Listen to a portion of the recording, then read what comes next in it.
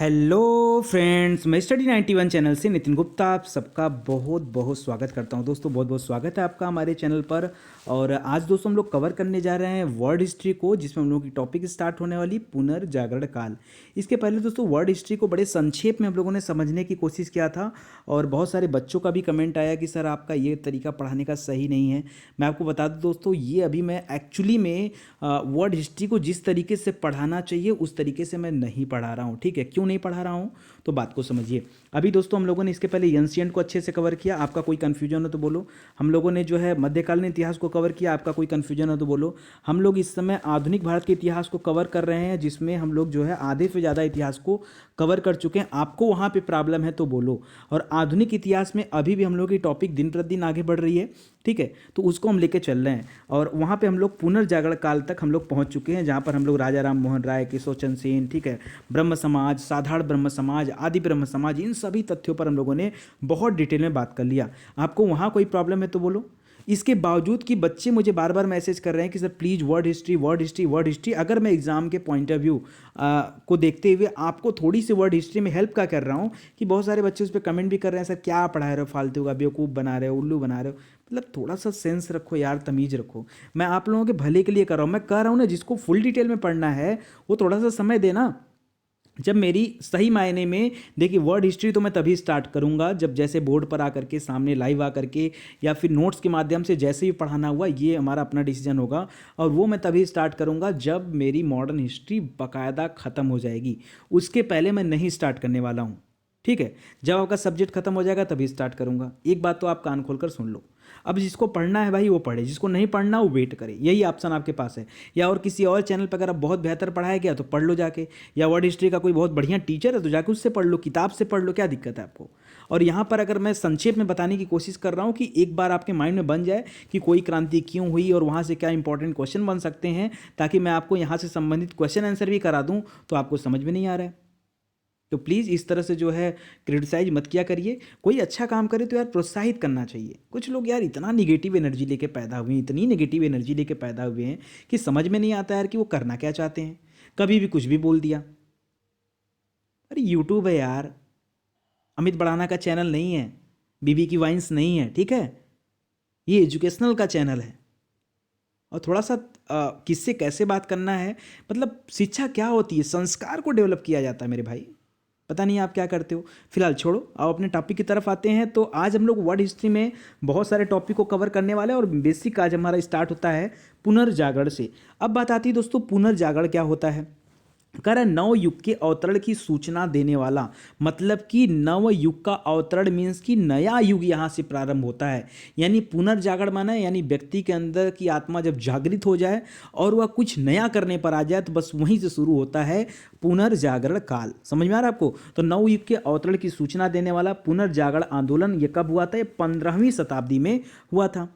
अब जब आपको 15वीं शताब्दी बोला, इसका मतलब है कि 1400 ईस्वी से लेकर के 1499 ईस्वी तक ये आपका क्या था, ये 15वीं शताब्दी था। ये यहीं पर स्टार्ट होता है। पुनर्जागरण का जो शाब्दिक अर्थ होता है वो होता है फिर से जागना। पुनर यानी कि फिर से, जागरण मीन्स जागना, यानी फिर से जागना ही क्या कहलाता है, पुनर्जागरण। और जब आप फिर से जागते हो तो आप कुछ बेहतर करना चाहते हो, आप कुछ अच्छा करना चाहते हो, और यही होता है पुनर्जागरण।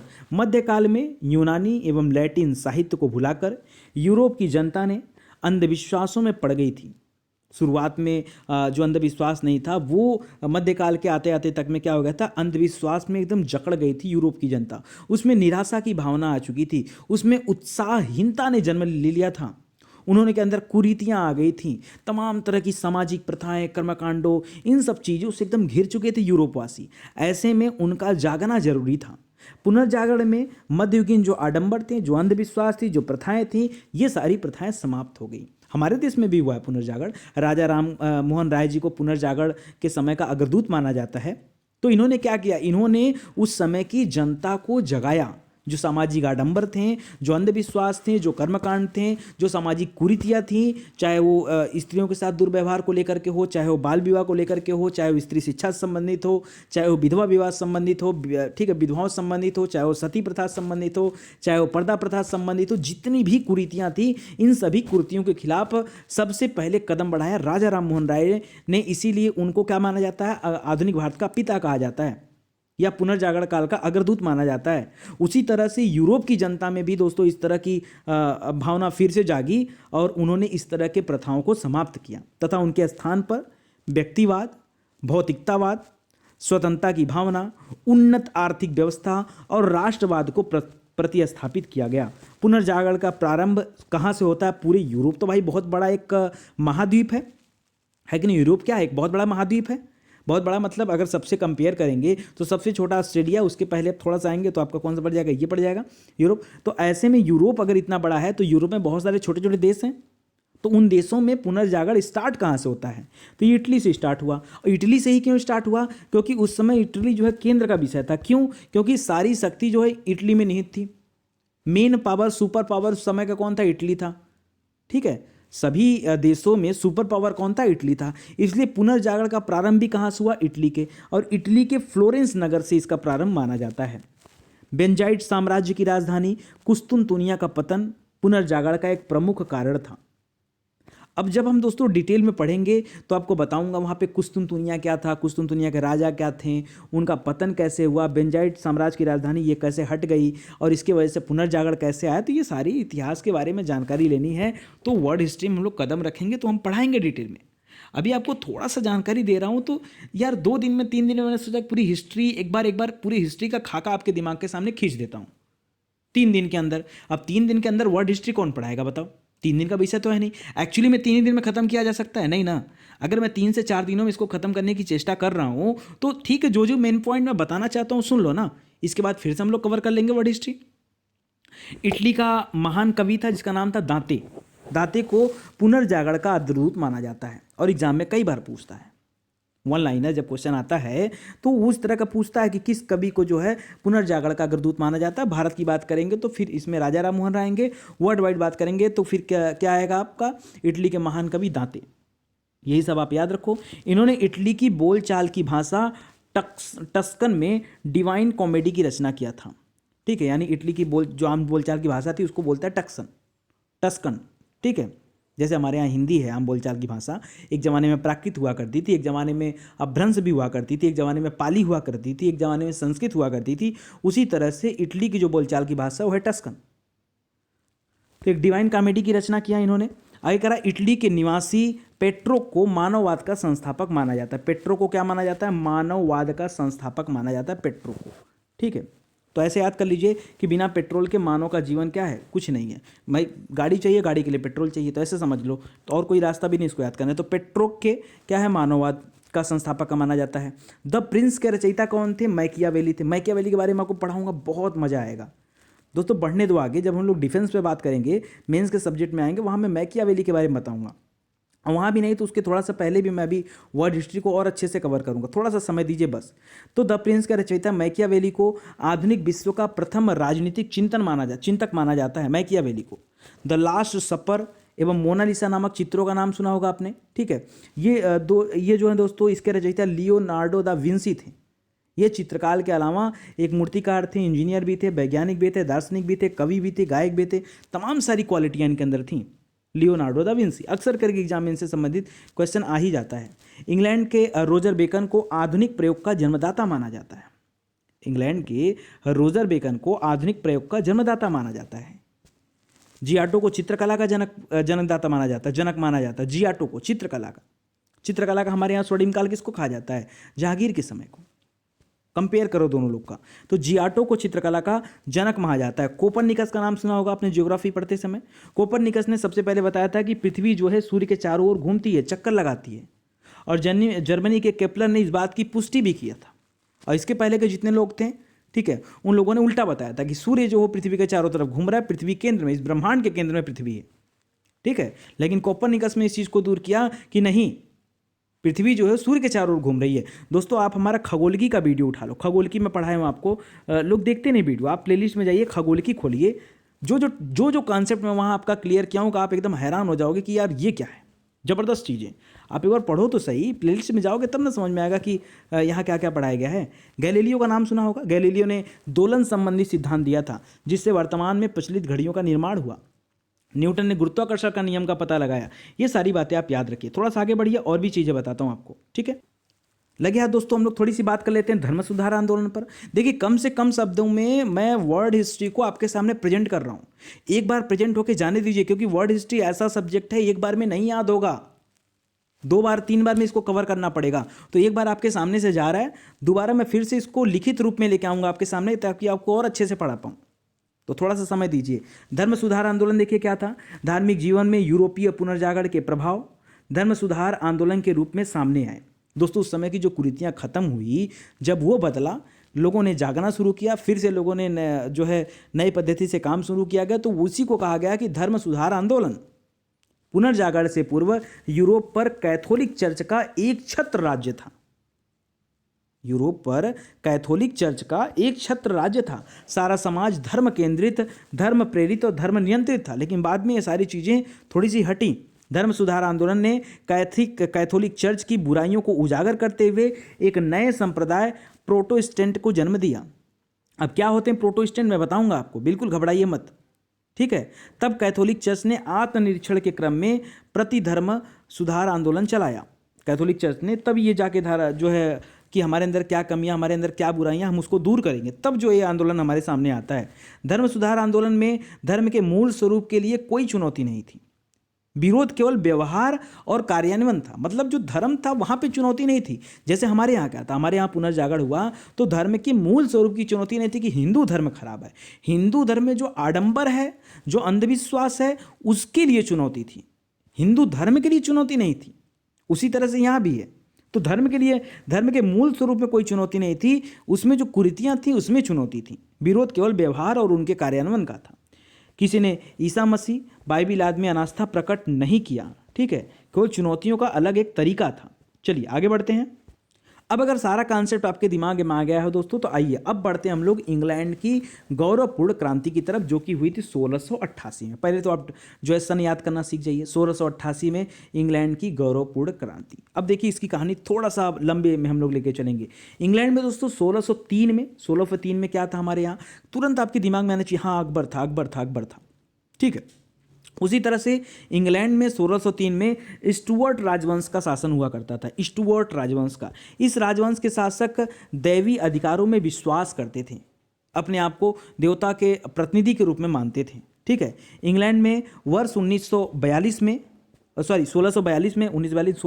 में इंग्लैंड में वर्ष 1642 पता है कौन सा साल है? इसी साल हमारे यहाँ शाहजहां ने ताजमहल बनाना शुरू किया था। सब मिला के लेके चलिए, कंपेयर करेंगे तो बेहतर याद होगा। इंग्लैंड में वर्ष 1642 से 1649 तक सप्तवर्षीय युद्ध चला था। जब हमारे यहाँ ताजमहल बन रहा था, उनके यहाँ लड़ाई चल रही थी, ठीक है। सप्तवर्षीय युद्ध चला था। गृह युद्ध के पश्चात चार्ल्स प्रथम, जो कि वहाँ का सम्राट था, राजा था, उसको फांसी दे दिया गया और चार्ल्स द्वितीय को राजा बनाया गया। चार्ल्स द्वितीय की निरंकुशता से जनमत उसके विरुद्ध हो गया। जो जनता थी वो उसके खिलाफ हो गई, समझ रहे हैं, जो जनता थी वो इसके खिलाफ हो गई। किसके? चार्ल्स द्वितीय के खिलाफ हो गई। चार्ल्स प्रथम को तो मार दिया गया, चार्ल्स द्वितीय के खिलाफ हो गई। अब चार्ल्स द्वितीय की मृत्यु होने के बाद क्या होता है कि जेम्स द्वितीय आता है। देखिए पहले चार्ल्स प्रथम, फिर चार्ल्स द्वितीय। चार्ल्स प्रथम को फांसी हुआ, चार्ल्स द्वितीय को जनमत संग्रह के विरुद्ध जो हटाया गया, और चार्ल्स द्वितीय की जब मृत्यु हो जाती है तो जेम्स द्वितीय, डायरेक्ट जेम्स प्रथम नहीं, जेम्स द्वितीय शासक बना। वह दैवी सिद्धांतों में विश्वास करता था और निरंकुश था, समझ रहे हैं। जेम्स द्वितीय के कार्यकलापों से 1688 में एक क्रांति हुई। इसे रक्तहीन क्रांति या गौरवपूर्ण क्रांति भी कहा जाता है। रक्तहीन क्रांति मतलब इसमें किसी का खून भी नहीं बहा था, ठीक है। जैसे हमारे यहाँ भी क्रांति हुई थी, 1857 की क्रांति हुई थी, आपको पता होगा। इसमें बहुत सारे लोग मारे गए थे, बहुत सारी रक्तहीनता हुई थी। लेकिन वहाँ पर क्या हुआ, वहाँ पर ये रक्तहीन क्रांति, हमारे यहाँ तो बहुत सारा रक्त बहा था, ठीक है, और यहाँ क्या हुआ, रक्तहीन क्रांति, मतलब बिना रक्त, एक बूंद भी रक्त नहीं गिरा और क्रांति हो गई। तो ऐसी कौन सी क्रांति थी भाई? इसीलिए तो इसको नाम दिया गया गौरवपूर्ण क्रांति की, ठीक है, क्योंकि इस क्रांति में एक भी बूंद रक्त धरती पर नहीं गिरा था। शांति माहौल से सारी क्रांति हो गई। और इस क्रांति के बाद, इसके बाद इंग्लैंड में संसद की सर्वोच्चता जो स्थापित कर लिया गया, और तब जाके वहाँ पर संसद की बात आ गई, ठीक है। चलिए अब आगे बढ़ते हैं थोड़ा सा और, चलिए और आगे देखते हैं। आगे आती बात दोस्तों औद्योगिक क्रांति की। अब औद्योगिक क्रांति समझिए क्या है। कर उत्पादन के क्षेत्रों में मशीनी और वाष्प की शक्ति के उपयोग से जो व्यापक परिवर्तन हुआ, और इन परिवर्तनों के फलस्वरूप लोगों की जीवन पद्धति और उनके विचारों में जो मौलिक परिवर्तन हुआ उसे ही इतिहास में औद्योगिक क्रांति का नाम दिया जाता है। औद्योगिक क्रांति, बात को समझिए। औद्योगिक क्रांति, देखिए फिर से एक बार इस लाइन को पढ़ रहा हूँ, लंबी लाइन है लेकिन बड़ी अच्छी लाइन है। उत्पादन के क्षेत्र में, किस क्षेत्र में? प्रोडक्शन के क्षेत्र में, ठीक है, मशीन और वाष्प की शक्ति, इन दोनों का इस्तेमाल होना शुरू हुआ। मशीन का और वाष्प की शक्ति का इस्तेमाल होना शुरू हुआ और इसकी वजह से दोस्तों व्यापक परिवर्तन हुआ, ठीक है। और इन परिवर्तनों के फलस्वरूप लोगों का जो जीवन था, उनकी पद्धतियां बदल गई, जीवन पद्धति बदल गया, धीरे धीरे लोगों के विचारों में परिवर्तन हुआ। तो ये जो मौलिक परिवर्तन हुए उसे ही इतिहास में क्या कहा जाता है? औद्योगिक क्रांति का नाम दिया जाता है। औद्योगिक क्रांति की शुरुआत इंग्लैंड से हुई थी, क्योंकि इंग्लैंड के पास अधिक उपनिवेशों के कारण कच्चे माल जो है वो पर्याप्त मात्रा में थे और पूंजी की अधिकता भी इनके पास थी। इस वजह से ये औद्योगिक क्रांति कहाँ शुरू होती है? तो इंग्लैंड में ही शुरू होती है। विश्व में सर्वप्रथम औद्योगिक क्रांति कहाँ स्टार्ट हुई? तो इंग्लैंड में हुई है। औद्योगिक क्रांति के तरह 18वीं शताब्दी में विभिन्न वैज्ञानिक आविष्कारों के साथ साथ यंत्रों का भी आविष्कार यहाँ पर स्टार्ट हुआ। प्रत्येक व्यवसाय के लिए कारखानों, मशीनों का निर्माण भी हुआ तथा विज्ञान, कृषि, उद्योग धंधों में आदि में मतलब घनिष्ठ सभ्यता स्थापित हुई। कुल मिला जुला के दोस्तों औद्योगिक क्रांति माने क्या हुआ कि किस तरह से टेक्नोलॉजी को बढ़ावा दिया जाए, इस पे सारे लोगों का जो है रुझान हो गया।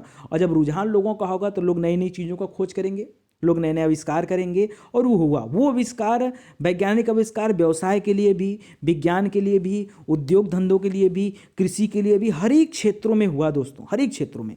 कृषि के लिए भी भिन्न भिन्न प्रकार की मशीनें, सिंचाई आदि की व्यवस्था में सुधार हुआ, जिससे धीरे धीरे उत्पादन में भी वृद्धि होने लगी। इन आविष्कारों के परिणाम स्वरूप छोटे छोटे गांव, शहरों में, गृह उद्योग, कारखानों में, पगडंडियों मतलब जो गली कूचे हैं उसमें भी चौड़ी सड़कें बदल गईं। सब जो है सब डेवलप होने लगे। सामाजिक व्यवस्था में भी तेजी के साथ परिवर्तन हुआ और जनसंख्या में भी तीव्र गति से वृद्धि हुई। ये सब कहानी बता रहा है आपको इंग्लैंड में जब औद्योगिक क्रांति हुआ तब। हमारे यहाँ भी अगर इस तरह की औद्योगिक क्रांति हुई होती तो आज हमारा जीवन जो है वो कुछ और होता। इंग्लैंड में सर्वप्रथम औद्योगिक क्रांति की शुरुआत सूती कपड़े के उद्योग से होता है। सबसे पहला सूती कपड़े के उद्योग से पूछता आपसे एग्जाम में। 1814 में स्टीफेंसन ने रेल के द्वारा खानों से बंदरगाह तक कोयला ले जाने के लिए भाप इंजन का प्रयोग किया। और इस तरह के भाप इंजन को बनाया सबसे पहले किसने? तो जेम्स वाट ने। जब भाप से चलने वाले इंजन बन गए थे तो फिर आसानी से जो है उसको रेलवे के माध्यम से जो खान से कोयला निकाल करके वो उसको कहाँ तक पहुँचाया जाएगा? बंदरगाह तक लेके जाना शुरू हुआ और धीरे धीरे एक्सपोर्ट और इम्पोर्ट का भी कॉन्सेप्ट आ गया। स्कॉटलैंड के मैकडन ने सर्वप्रथम पक्की सड़कें बनाने की विधि निकाली। किसने? स्कॉटलैंड के मैकडम में। इन लोगों का नाम याद रखिए। वर्ड हिस्ट्री में आप सबको यही पर समझना है। मैं शॉर्टकट में वर्ड हिस्ट्री को इसीलिए लेकर चल रहा हूँ। मेरा उद्देश्य ये नहीं कि वर्ड हिस्ट्री अभी मुझे नहीं पढ़ाना है, पढ़ाना है मेरे भाई, लेकिन थोड़ा सा समय दीजिए और डिटेल में पढ़ाऊंगा। एक बार आपके सामने से ये गुजरा रहेगा, दोबारा हम लोगों को बात करने में बड़ा आराम रहेगा, बहुत अच्छा भी फील होगा। पुराने कृषि यंत्रों के स्थान पर इस्पात के हल आ गए, ड्रिल आ गए, इन सब का इस्तेमाल होने लगा, जिससे धीरे धीरे उत्पादन में भी क्या हुआ? बढ़ने लगा।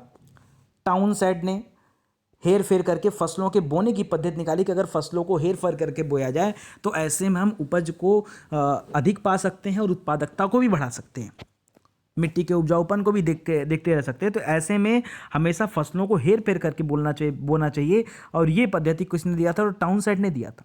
1815 में फ्रांस, जर्मनी, बेल्जियम आदि देशों में मशीनों के प्रयोग से दोस्तों औद्योगिक क्रांति की शुरुआत हुई। अभी तो इंग्लैंड में शुरू हुआ था, अब इंग्लैंड के पड़ोसी देश में 1815 में वहाँ भी स्टार्ट हो गया। फ्रांस, जर्मनी, बेल्जियम, धीरे धीरे सभी देशों ने मशीनों का प्रयोग करना शुरू कर दिया। ऐसे करते करते एशिया के देशों में भी सर्वप्रथम जापान में आधुनिक उद्योगों का विकास हुआ और फिर जापान भी आगे बढ़ा इस क्षेत्र में। तो इस तरह से दोस्तों औद्योगिक क्रांति हुई और सब कुछ बदला। अब थोड़ी सी बात दोस्तों हम लोग यहाँ करना चाहेंगे अमेरिका के स्वतंत्रता संग्राम पर, और आज की यहीं पर हम लोग टॉपिक समाप्त करेंगे। और कल वाली टॉपिक में दोस्तों फ्रांस में, इटली में, ठीक है, इन सभी के, रूस में किस तरफ स्वतंत्रता होता है, जर्मनी के बारे में, इन सभी के बारे में पढ़ेंगे। और तब देखिए अभी एक नज़र हम डाल रहे हैं, आप हमारे चीज़ों को फॉलो करते चलिए। कैसे पढ़ना है, क्या याद करना है, सब मेरी जिम्मेदारी है, बस जितना दे रहा हूँ आप पढ़ते चलिए। अब अमेरिका का स्वतंत्रता संग्राम बिल्कुल संक्षेप में समझिए 2-4 लाइन में कि क्या है ये। 15वीं शताब्दी के अंत में कोलंबस ने अमेरिका की खोज किया। गया था ना, कोलंबस भारत की खोज करने के लिए निकला था, लेकिन गलती से कहां पहुंच गया? अमेरिका। समझ रहे हैं? अमेरिका में ब्रिटिश औपनिवेशिक शासन साम्राज्य की नींव जेम्स प्रथम के शासनकाल में पड़ी थी। डाली गई। अमेरिका के मूल निवासियों को नाम दिया गया रेड इंडियन। अमेरिका में 13 अंग्रेज बस्तियां वहां पर बनाई गई थी। और इस तरह से अंग्रेजों का शासन जिस तरह से भारत में था, उसी तरह से अमेरिका भी उनका एक उपनिवेश था। ब्रिटिश सरकार के शोषण के विरुद्ध विरोध करने के लिए वहाँ के जो उपनिवेशवासी थे, उन्होंने स्वाधीनता के पुत्र, स्वाधीनता की पुत्रियाँ आदि संस्थाएं स्थापित की। क्या करने के लिए? इनका विरोध करने के लिए। जिस तरह से अंग्रेज हमारे ऊपर हुकूमत चलाते थे, हमारे देश में के कच्चे मालों को ले जाकर अपने देश में यूज करते थे, उसी तरह से अमेरिका के साथ भी वो करते थे। तो ऐसे में जिस तरह से हम लोगों ने क्रांति किया है, उसी तरह से अमेरिका वासियों ने क्रांति किया। अमेरिका की जो मूल जनता थी उसने क्रांति किया। 16 दिसंबर 1773 को ईस्ट इंडिया कंपनी के चाय से लदे जहाज चाय की पेटियों को समुद्र में फेंक दिया गया। इस घटना को दोस्तों बोस्टन टी पार्टी के नाम से जाना जाता है। बस डेट याद रखिए और क्या हुआ था ये याद रखिए। बहुत डिटेल में हम लोग पढ़ेंगे इसको, बोस्टन टी पार्टी को। समझ में आ रहा है आपको? 4 जुलाई 1776 को फिलाडेल्फिया में उपनिवेशवासियों की एक बैठक में स्वतंत्रता की घोषणा को स्वीकार कर लिया गया। और आज भी उसी दिन 4 जुलाई को ही अमेरिका अपना स्वतंत्रता दिवस मनाता है। आज भी इसके द्वारा 13 संयुक्त उपनिवेशों को स्वाधीन और स्वतंत्र राज्य घोषित कर दिया गया। जॉर्ज वाशिंगटन को उपनिवेशों का सेनापति नियुक्त किया गया, ठीक है। और 1783 को पेरिस की संधि के अनुसार इंग्लैंड ने 13 उपनिवेशों की स्वतंत्रता जो है धीरे से स्वीकार कर ली। संसार का सर्वप्रथम लिखित संविधान भी यहीं अमेरिका में बना। 1789 में यहाँ का संविधान लागू हुआ। तो ये सारी बातें दोस्तों आप याद रखेगा अमेरिका से संबंधित। और आज का चैप्टर तो अभी समाप्त नहीं करना चाहता, चलिए थोड़ा सा और पढ़ लेते हैं तब समाप्त करते हैं। आज ये दोस्तों अब हम आगे बढ़ रहे हैं दोस्तों फ्रांस की क्रांति की तरफ। बहुत इंपॉर्टेंट है फ्रांस की क्रांति, बड़ा ध्यान से सुनिएगा, आपको बड़ा सुनकर मजा आएगा। काफ़ी लंबी कहानी इसकी दी हुई है। फ्रांस की राज्य में जो क्रांति हुई थी लुई 16वें के शासनकाल में हुआ था। किसके काल में? लुई 16वें के शासनकाल में 1789 में हुआ था। 1789 में, ठीक है, 1789 में हुआ था। याद रखते चलिए डेट हमेशा। जैसे उसकी कब हुआ था इंग्लैंड वाली? 1688 में हुआ था, ठीक है। उसी तरह से फ्रांस वाली कब हुआ था? तो 1789 में हुआ था, ठीक है, 101 साल बाद। करा सामाजिक समानता, सामंती विशेषाधिकारों का अंत, निरंकुश तथा भ्रष्ट प्रशासन में सुधार, न्याय तथा करों में समानता के उद्देश्य को पाने के लिए इस क्रांति की शुरुआत हुई थी। देखिए कई जगह क्या होता है कि वो लोग कुरीतियों से निकलने के लिए जो है क्रांति करते हैं। फ्रांस में इस तरह की कुरीतियां नहीं थी, वो धीरे धीरे खत्म हो गई थी। लेकिन आज भी वहाँ पर सामाजिक समानता नहीं थी। समाज के सभी लोग एक बराबर दर्जे में नहीं थे, जैसे हमारे यहाँ होता है, वो नहीं था। सामंती विशेषाधिकारों का अंत करने के लिए जो सामंत थे, जो जमींदार वर्ग थे, जो उच्च वर्ग के लोग थे, वो शोषण करते थे, तो उनके जो विशेषाधिकार थे उनका अंत करने के लिए, निरंकुश और भ्रष्ट प्रशासन जो था उसमें सुधार करने के लिए, न्याय की जो व्यवस्था थी, कर की जो व्यवस्था थी, ठीक है, इन सभी को सही करने के लिए सम्मिलित रूप से एक क्रांति शुरुआत हुई जिसको फ्रांस की राज्य की क्रांति का नाम दिया गया। और इस क्रांति की सबसे बड़ा नारा क्या था? स्वतंत्रता, समानता और बंधुत्व। ये पूछता है, ये 3 शब्द आपसे एग्जाम में पूछता है। स्वतंत्रता, समानता और बंधुत्व का नारा जो है फ्रांस की राज्य क्रांति का ही देन है। इसको भारत ने भी एक्सेप्ट किया है। लुई 16वें की पत्नी जिसका नाम था मेरी एंतोनोत, ठीक है, एंतोनत, ठीक है, ये ऑस्ट्रिया की राजकुमारी थी। ये फ्रांस का राजा, ये ऑस्ट्रिया, ऑस्ट्रेलिया नहीं कह रहा है, ऑस्ट्रिया उसी के पास में पड़ता है, ठीक है। ऑस्ट्रिया की राजधानी थी, वियना इसकी राजधानी है, ठीक है, ऑस्ट्रिया देश की। आगे देखिए कह रहा है कि 14 जुलाई 1789 को क्रांतिकारियों ने बास्तिल के जेल के फाटक को तोड़कर बंदियों को वहां से मुक्त करा दिया। कौन सी जेल का फाटक तोड़ा? तो बास्तिल के जेल का फाटक तोड़ करके वहां जो बंदी थे उनको मुक्त करा दिया। किसने? क्रांतिकारियों ने। 14 जुलाई का दिन फ्रांस में राष्ट्रीय दिवस के रूप में मनाया गया है। 14 जुलाई का दिन, ठीक है, जैसे अमेरिका में 4 जुलाई को मनाया जाता था, वैसे फ्रांस में 14 जुलाई। फ्रांसीसी क्रांति में वॉल्टेयर हो गए, मॉन्टेस्क्यू हो गए, रूसो हो गए, इन जैसे दार्शनिकों का बहुत महत्वपूर्ण स्थान है, क्योंकि इनके द्वारा कहा गया एक एक लाइन जनता में एकदम क्रांति की लहर दौड़ा देता था, जोश पैदा करता था। सोशल कॉन्ट्रैक्ट इसी समय रचना किया था रूसो ने। किसकी रचना है सोशल कॉन्ट्रैक्ट? ये रूसो की रचना। आपसे एग्जाम में पूछता है सोशल कॉन्ट्रैक्ट किसने लिखा है, तो बताइए, वहाँ पर रूसो ने लिखा है। विधि की आत्मा की रचना किसने किया है? मॉन्टेस्क्यू ने किया है। अब इन लोगों के बारे में दोस्तों हम अच्छे से पढ़ाएंगे आपको। सुकरात कौन थे, अरस्तु कौन थे, रूसो कौन थे, मॉन्टेस्क्यू कौन थे, वॉल्टेयर कौन थे, ठीक है, मैचनी कौन थे, इन सभी लोगों के बारे में दोस्तों आपको डिटेल से नॉलेज दूंगा मैं। समय दीजिए मुझे खाली बस। स्टेट्स जनरल की शुरुआत 5 मई 1789 को हुई थी। इसी दिन फ्रांसीसी क्रांति स्टार्ट हुई थी, 5 मई से ही। फ्रांस में कई वर्षों की क्रांति, अशांति एवं अव्यवस्था के पश्चात एक निरंकुश शासक के रूप में नेपोलियन का उदय हुआ था। आप पढ़ते हो ना कि भारत का नेपोलियन किसे कहा जाता है, हम कहते हैं समुद्रगुप्त को कहा जाता है। भाई नेपोलियन का संज्ञा क्यों दी जाता है? क्योंकि नेपोलियन बड़ा महान व्यक्ति था, एक महान शासक के रूप में उभरा था। कहाँ पर? ये फ्रांस में उभरा था, जिसने न केवल फ्रांस अपितु पूरी यूरोप को प्रभावित कर दिया अकेले अपने दम पर।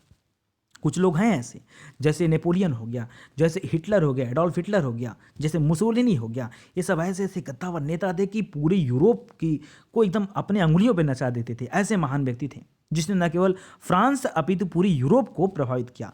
यद्यपि वह डिक्टेटर था और उसके शासनकाल में स्वतंत्रता का कोई स्थान नहीं था, किंतु क्रांति की दो अन्य भावनाओं, समानता एवं बंधुत्व को उसने पूर्णतया फॉलो किया। नेपोलियन का जन्म 1769 ईस्वी में हुआ था और कहाँ पर हुआ था? तो वहीं पे कोर्सिका द्वीप है, उसी कोर्सिका द्वीप के पास हुआ था। नेपोलियन के पिता का नाम कार्लो बोनापार्ट था, जो पेशे से एक वकील थे। नेपोलियन ने ब्रिटेन की सैनिक अकादमी में शिक्षा प्राप्त किया था। 1799 में नेपोलियन ने फ्रांस में डायरेक्टरी के शासन का अंत कर दिया गया, ठीक है, और स्वयं प्रथम काउंसिल बना। इस काउंसिल ने फ्रांस के नए संविधान की रचना किया था। समझ रहे हैं? 1804 में नेपोलियन खुद को फ्रांस का सम्राट घोषित कर दिया, अपने मन से कंट्रोल में आ गया था, काउंसिल का मेंबर बन चुका था, संविधान वगैरह बना रहा था, ठीक है। तो ऐसे में पावर में आ गया था, तो नेपोलियन ने खुद को फ्रांस का सम्राट घोषित कर दिया। और नेपोलियन बोनापार्ट एक अन्य नाम लिटिल कॉर्पोरल, ठीक है, कॉर्पोरल के नाम से जाना जाता है। नेपोलियन को आधुनिक फ्रांस का निर्माता भी माना जाता है। 1830 में नेपोलियन ने बैंक ऑफ फ्रांस की भी स्थापना किया। पढ़ा लिखा व्यक्ति था। नेपोलियन ने कानूनों का संग्रह तैयार करवाया, जिसे नेपोलियन कोड कहा जाता है। नेपोलियन ने इंग्लैंड को आर्थिक रूप से कमजोर करने के लिए महाद्वीपीय व्यवस्था लागू किया और अंग्रेजों को अपने देश आने नहीं देता था। कोई सामान बेचना है नहीं बेचने देता था। ये उस समय बताइए, अंग्रेज जब उपनिवेश बनाने में लगे थे, भारत जैसे देशों को उपनिवेश बना रहे थे, उस समय नेपोलियन जो है अपने स्थान की नाकेबंदी करके अंग्रेजों को घुसने तक नहीं दे रहा था। भारत का जो टीपू सुल्तान था, इसका बड़ा अच्छा संबंध था नेपोलियन से। उसने नेपोलियन को पत्राचार करके बुलाया था कि आप एक बार आ जाओ भारत, हम दोनों लोग मिलकर इस अंग्रेजों को खदेड़ के भगा देते हैं। खैर अलग बात है, नहीं आ पाए और उनकी मृत्यु हो गई, अलग चीज़ है। अक्टूबर 1805 में इंग्लैंड फ्रांस के बीच में एक युद्ध भी हुआ था।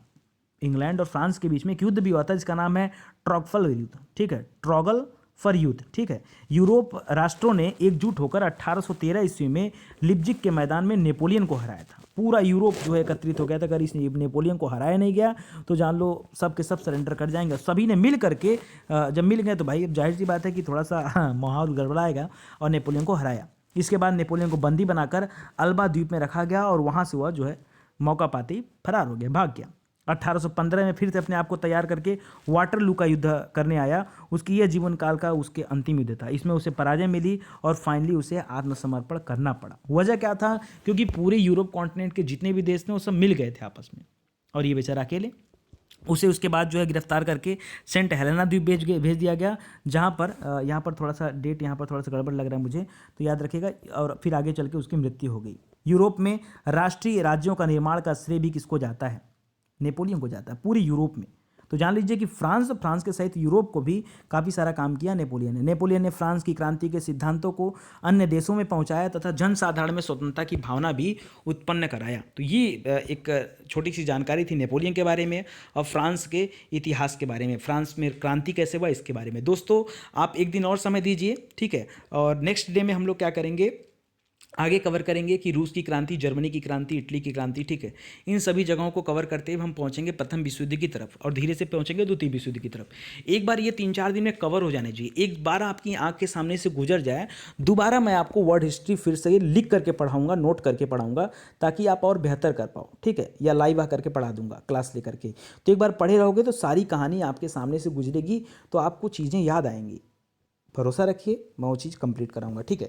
चलिए बहुत बहुत धन्यवाद। अगर वीडियो अच्छा लगा हो दोस्तों तो प्लीज़ वीडियो को शेयर करिएगा, ताकि ज़्यादा से ज़्यादा भाई देख पाएँ। और वैसे भी आज मैं बड़ा गुस्सा कर दिया हूँ आप लोगों पर, तो हो सकता है भाई आप हमारे एडवर्टीजमेंट को ना देखें, कोई फ़र्क नहीं पड़ता है यार, पढ़ो, मेरे हिसाब से पढ़ो, ठीक है। पीछे देखने से अच्छा है आप मेहनत करो, हमेशा सफलता हासिल करो, कहीं से भी, जहाँ कहीं से आपको अच्छी शिक्षा मिले आप उसको ग्रहण करो। ये आदत होनी चाहिए, एक विद्यार्थी के अंदर ये गुण होना चाहिए कि वो बेहतर से बेहतर अचीव करे, जल्दी से जल्दी अचीव करे। कंपटीशन के इस दौर में समय नहीं है आपके पास, मेहनत करिए, बस करते रहिए, जब तक सफलता न मिल जाए तब तक मेहनत करते रहिए। चलिए, थैंक यू सो मच।